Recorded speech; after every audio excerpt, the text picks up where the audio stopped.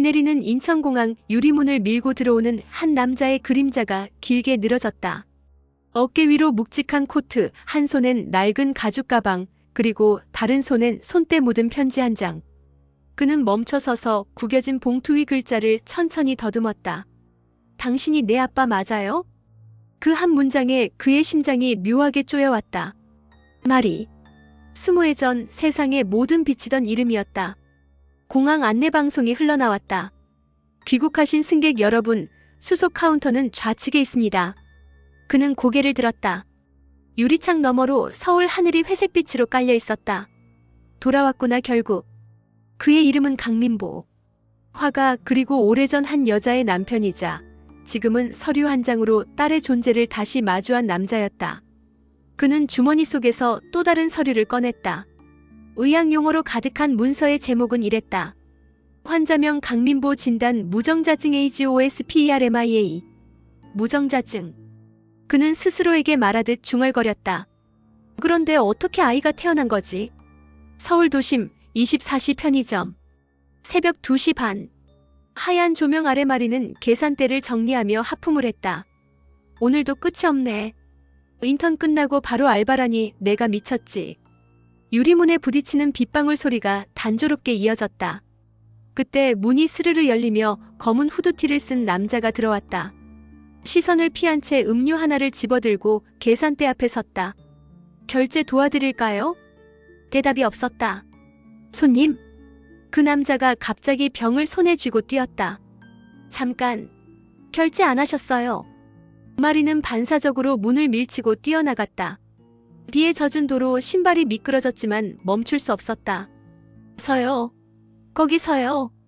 남자는 뒷골목으로 몸을 틀더니 순간 발이 미끄러져 떨어지는 듯 비틀거렸다. 그 사이 마리가 그의 팔을 붙잡았다. 놓치기만 해봐요. 진짜. 남자가 갑자기 돌아서더니 밀쳤다. 아! 그녀의 몸이 뒤로 밀리며 도로 쪽으로 넘어졌다. 쾅! 달려오던 오토바이가 급정거를 했고 바닥에 떨어진 병이 깨지며 파편이 튀었다. 마리! 멀리서 누군가가 소리쳤다. 우산을 던지고 뛰어오는 남자 강세였다. 마리야! 그는 달려들어 그녀를 끌어안았다. 괜찮아? 어디 다친 데 없어? 괜찮아요. 그 사람은? 신경 쓰지 마. 너 지금 피나? 그는 그녀의 이마를 감싸주었다. 빗물에 섞인 피가 손가락 사이로 흘렀다. 진짜 바보야. 왜 따라가? 그냥 두면 안 될 것 같아서요. 그게 내 목숨보다 중요해. 선배는 왜 항상 저한테 이렇게 화내요? 내가 다치면 내가 미치니까. 둘은 그렇게 한동안 비를 맞았다. 비 아래에서 눈을 맞추던 그 순간 서로의 숨결이 닿았다. 하지만 마리는 시선을 돌렸다. 선배, 저 이제 진짜 혼자 있고 싶어요. 왜? 아빠를 찾아야 하니까요. 그녀의 눈빛은 결연했고 그 말 한마디에 강세의 마음이 찢어졌다. 카페 한켠 창가 자리에 두 남자가 마주 앉았다. 미풍주. 오랜만이다. 강민보 완전 귀국은 15년 만이지. 응. 뉴욕은 추웠어. 사람들도 마음도. 그림은 여전히 그리나?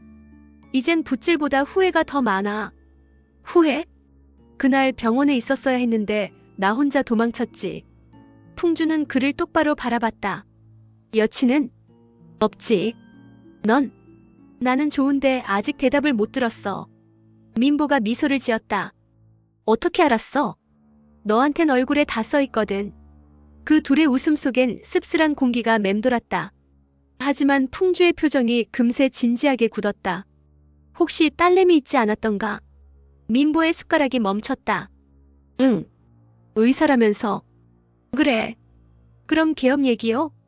민보가 고개를 끄덕였다. 맞아. 그 병원 엄기분이 있는 곳이지. 근데 나한테 편지가 왔어. 그는 가방에서 그 노란 봉투를 꺼내 펼쳤다. 당신이 내 아빠 맞아요?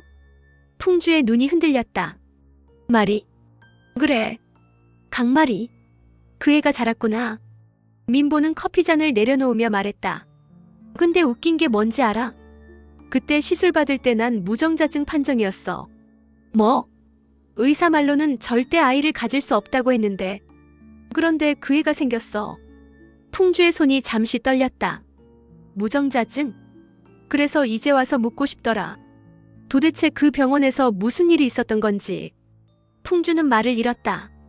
그의 머릿속을 스쳐가는 건 20년 전 실험실 불빛 아래 깜빡이던 냉동기였다. F-29 정자 샘플 보관 완료. 그리고 그 밑에 적힌 자신의 서명. 설마 그게 그날의 시술로 쓰였던 건가?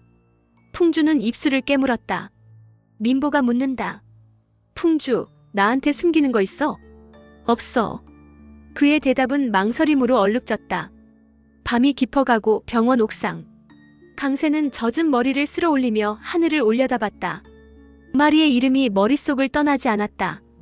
왜 이렇게 지켜주고 싶은 거냐 너는? 그는 주머니 속에서 꺼낸 휴대폰 화면을 바라봤다. 문자 하나. 선배, 내일 아빠 만나러 가요. 그 문자를 본 순간 그는 숨을 삼켰다. 강민보 그 사람을 정말로? 다음 날 마리는 조심스레 문을 열었다. 그곳엔 민보가 서 있었다. 서로를 마주보는 순간 공기가 멎었다. 아빠. 그녀가 먼저 입을 열었다. 민보의 눈이 흔들렸다. 그래, 나야. 정말 아빠 맞아요? 응. 그때는 미안했다. 미안하단 말 20년 동안 기다렸어요. 말이야. 그럼 왜 이제 와서야 나타난 거예요? 그땐 내가 너무 무너져 있었어. 모든 게 거짓 같았거든. 그럼 지금은요? 이젠 진짜를 찾으러 왔어. 그녀의 눈에 눈물이 맺혔다. 진짜요? 그는 고개를 끄덕였다. 그래, 진짜야. 그 순간 강세가 문 앞에 나타났다. 마리. 그녀가 돌아봤다. 선배. 민보가 그를 바라봤다.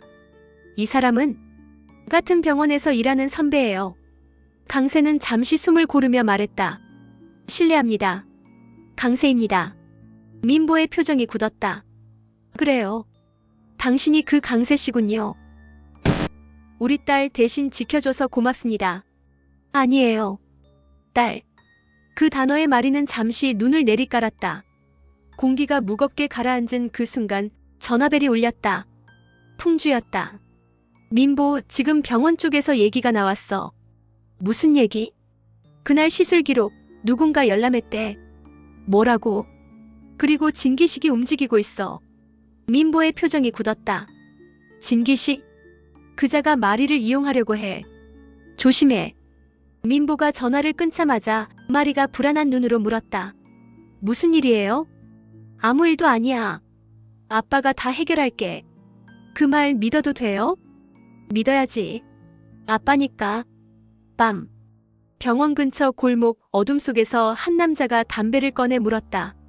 불빛이 그의 얼굴을 비쳤다. 진기식이었다. 그의 눈엔 광기가 번지고 있었다. 강마리. 결국 너도 내 손바닥 안에 있겠지.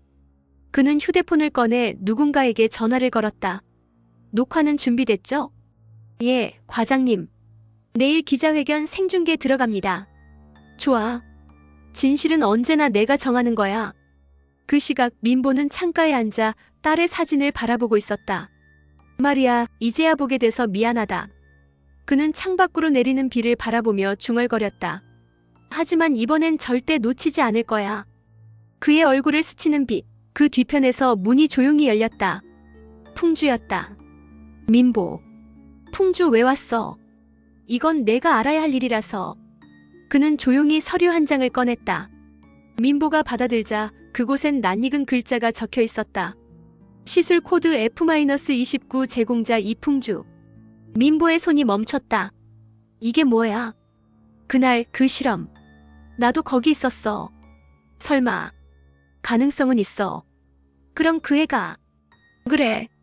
우리 둘 중 하나의 딸이야. 민보의 눈빛이 흔들렸다. 그래서 이젠 진실을 밝힐 수밖에 없어. 그때 문틈 사이로 마리의 목소리가 들려왔다. 두 분이 무슨 얘기를 하는 거예요? 둘은 동시에 굳었다. 문 앞에서 그녀가 서 있었다.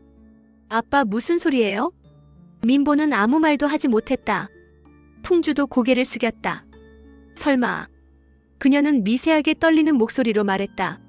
아빠가 두 명인 거예요? 민보가 입술을 달싹였다. 말이야, 그게. 대답해요. 그녀의 외침이 방안을 가르며 울렸다. 아빠가 2명이에요?